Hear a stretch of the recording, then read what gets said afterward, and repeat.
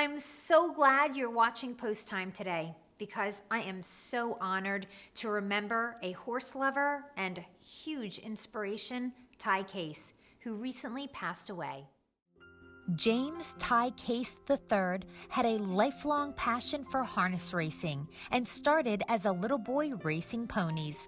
After high school, he became a successful standardbred trainer and driver. The Delaware native was part owner of the High Hope Racing Stable, along with his father, Jim Case. They developed several notable horses and track record holders together. As a teenager, Ty developed diabetes. In his late 30s, diabetes began to take its toll, and that included the loss of his sight. After blindness, Ty became a switchboard operator at the Dover Air Force Base, working for the Delaware Division of Visually Impaired. Ty was voted the Delaware Outstanding Employee of the Year and also won an award for National Employee of the Year against 6,000 other applicants.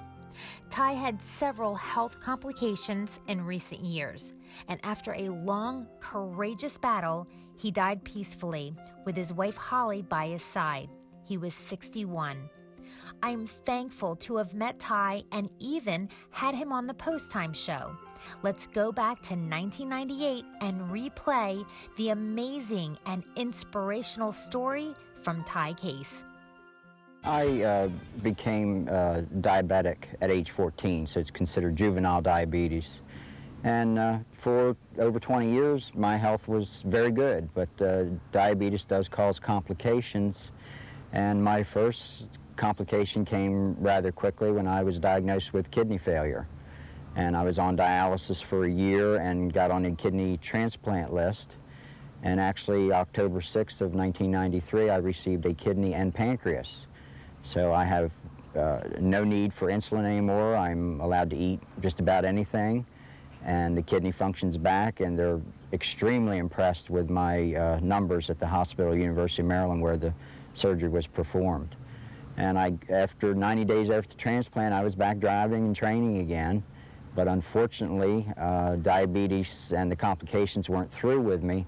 And in 1995, I went totally blind.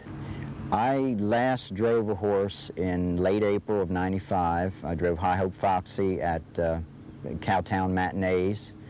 And within 10 days, I was totally blind. So I had not sat in a sulky or a jog cart since then. And yesterday we borrowed a jog cart from Bobby Myers that will allow two people to sit comfortably in it. And we took High Hope Pete and High Hope Chip to Harrington Raceway, and I actually trained them, held the lines on them, and my dad drove one horse with me and just guided me with, right, left, or you're in the one hole, you need to move away from the hub rail or head more towards it. And it was quite a thrill. I have two brood mares, High Hope Leslie and High Hope Taloo, and we're retaining them for brood mares, and they have foals by their side right now. So they're in my backyard, and I find my way out to the barn every morning and every evening to care for them, and gives me a chance to be responsible for a horse again and have a relationship with a horse. It's not difficult. It is in the beginning. You have to kind of find your way and repeat that path. And what I've done is my barn is about 150 feet from the back of my house. So when I get ready to leave the house, I flip on a switch in the house that turns on a radio in my barn. And I find my way out to a rope that's tied between several trees in my backyard, work my way to the fence, and then I follow the sound of the radio to the barn. And then I have everything memorized in the barn as to where the hay and the feed and the feed boxes are. The option of the other things that I could be doing would be sitting around and vegetating. For a disabled individual, only about 1 in 5 are able to find employment, and I think probably in the blind community the numbers are even worse. And I just was raised with horses. I love them dearly, and I truly miss not driving and training work with them on a daily basis. So having the broodmare gives me a chance to stay in a relationship with horses, and I just wouldn't trade it. There's no way. Ty Case was an incredible person and adored the sport. He and his wife Holly loved owning Standardbreds with their friends and had many outstanding racehorses.